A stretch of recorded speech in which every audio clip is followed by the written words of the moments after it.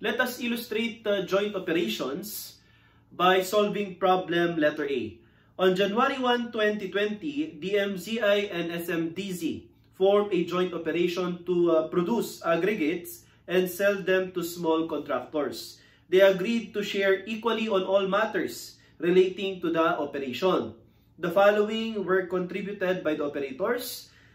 DMZI contributed 5 million cash. SMDZ contributed 5 million worth of equipment purchased on January 1, 2017. The equipment has remaining useful life of 7 years and salvage value of 500,000. So makukompute natin, class, yung tinatawag nating book value or carrying value that is equivalent to cost minus accumulated depreciation. The current fair market value of the equipment at the time of contribution amounted to 5 million. So for question number 1, what is the entry in the book of DMCI with respect to contribution? So take note, class, na kung ikaw nagko-contribute ng cash, okay, mawawala na sa'yo yung cash na dating nasa iyo at mapapalitan siya, no, sa libro ng operator. Because there is no separate vehicle, there is no separate entity, mapapalitan siya ng cash din. Pero meron siyang kasama na joint operation account.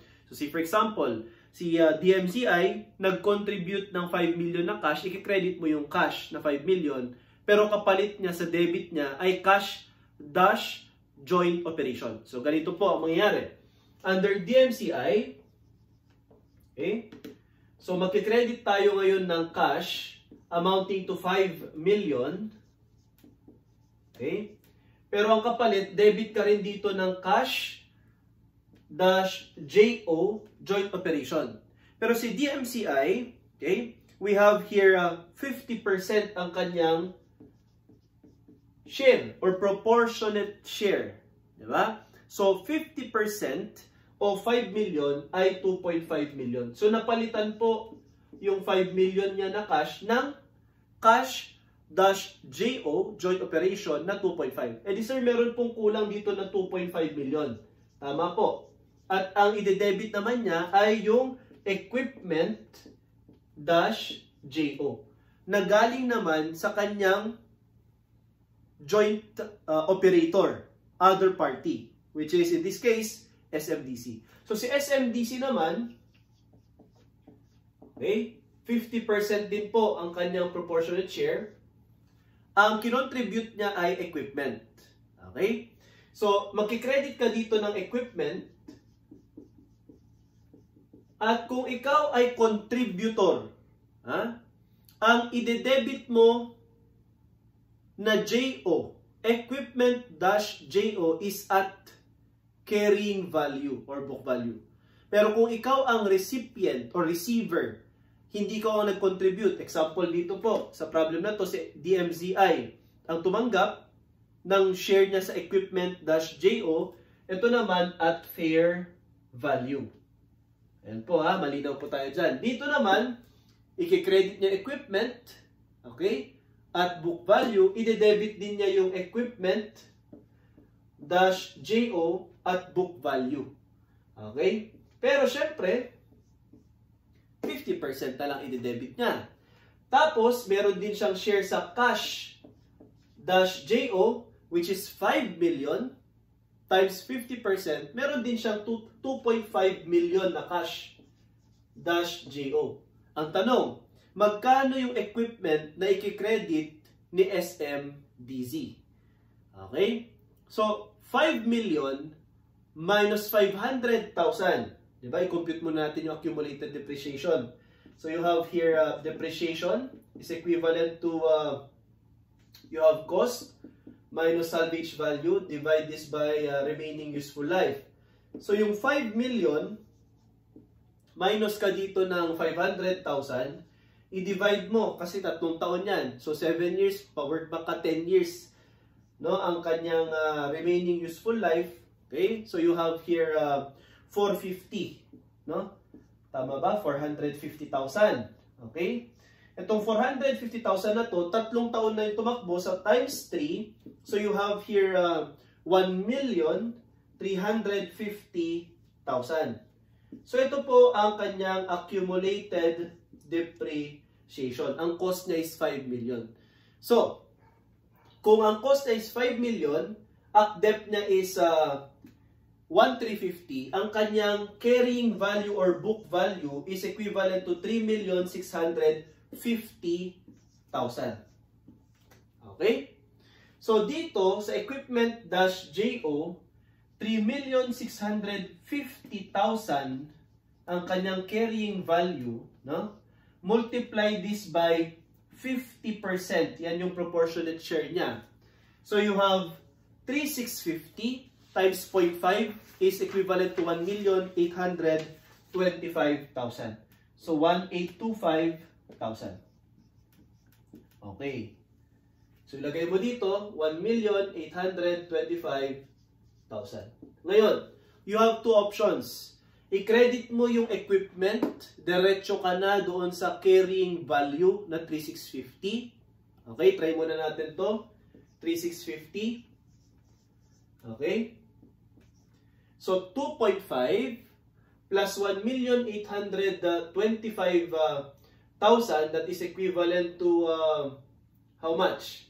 We have 4,325,000. Okay? Ngayon, kapag diniduct mo itong 4,325,000 by 3,650, meron ka pong balance na 675,000. And this is your gain on sale of equipment. So ito po ang entry sa libro naman ni SMTZ. Alternatively, pwede naman po nating i-credit mo na equipment at cost at i-debit mo naman ang tinatawag nating accumulated depreciation. So say for example, okay? So burahin ko to muna class, no? So you have here equipment at cost na 5 million. Tapos debt amounting to 1,350,000 as computed. Then ganun din class, no? So pag in-add mo to 2.5 million plus 1,825 plus 1,350 minus 5 million, you have here gain on sale of equipment amounting to 675,000. So, lesson dito class, no? Kung ikaw ang nagko-contribute ng equipment, i-credit mo equipment at book value, i-debit mo yung equipment -JO at book value or carrying value. Of course, multiplied by the share, no? Yung proportionate share niya. Pero kung ikaw ang tumatanggap, recipient, ibig sabihin hindi ikaw yung nag-contribute, in this case, DMZI ang kumbaga parang recipient, i-debit mo naman ang equipment -JO at fair value. Okay? So, balance po ba? 2.5 plus 2.5, you have 5 million. Okay? Dito naman sa SMDC, 2.5 plus 1,825 plus 1,350. Okay? This is equivalent to 5,675,000. So, ang sagot natin class sa number 1. What is the entry in the book of DMZI? Ang sagot natin letter A. Okay? Cash in JO, 2.5 million. Equipment in JO, 2.5 million. And credit cash, 5 million. Sa number 2, what is the entry in the book of SMDZ with respect to contribution? Is it letter A, cash in JO, 2.5 million, equipment in JO, 2.5? Mali po, no? Kasi ang cash in JO niya, tama po yan, 2.5, pero equipment in JO niya is 1,825. Okay? So ang tamang sagot po, no, letter B, ito po yung ating entry. Okay? So cash in JO, 2.5 million, equipment in JO, 1,825, accumulated depreciation 1,350, equipment at cost 5 million. So pwede po ninyong ineto ito, no? This is at carrying value. Then magse-set up ka ng gain on sale kasi nawala na sa iyo 'yan. Okay? Nasa kanilang dalawa na 'yan. 'Di ba? Joint arrangement or meron ng joint control over the operation. So our answer again is letter B. Okay? Ngayon, for problem letter B, On January 1, 2020, Papi and Mamshi formed a joint operation, okay, to produce candles in different variant. They agreed to share equally on all matters relating to operation. Mamshi contributed 6 million, while Papi contributed machinery with carrying value, binigay na po yung book value, carrying value 3,650, and fair value of 4 million. The profit or loss agreement of the operator shall be based on their fair value contribution. So, 60-40. Okay, 60-40. So, kumbaga nabaliwala yung agreement nila na equally. No? 60-40 na ngayon. Kasi nga, based on fair value contribution. So, you have to take note na ang kinontribute ni Mamshi, okay, Mamshi, ay cash amounting to 6 million. Okay. Ang kinontribute naman ni Papi pala, no? Papi, ayan, ay equipment. Okay, equipment. Ang tanong, yung equipment ba ay carried at fair value or carried at carrying value? Ayan. So, kanina, silent sa problem letter A. So, carrying value tayo. Eh, what if naka-specify? Oh, ito na po ang mag-i-illustrate, no? Now, sa number 1, if Papi carries the equipment at fair value, okay, which of the following is true? So, fair value tayo mga kapatid, ha? Okay. So, kung fair value pala, edi credit natin yung equipment at 4 million. Okay? I-debit mo naman yung cash, dash,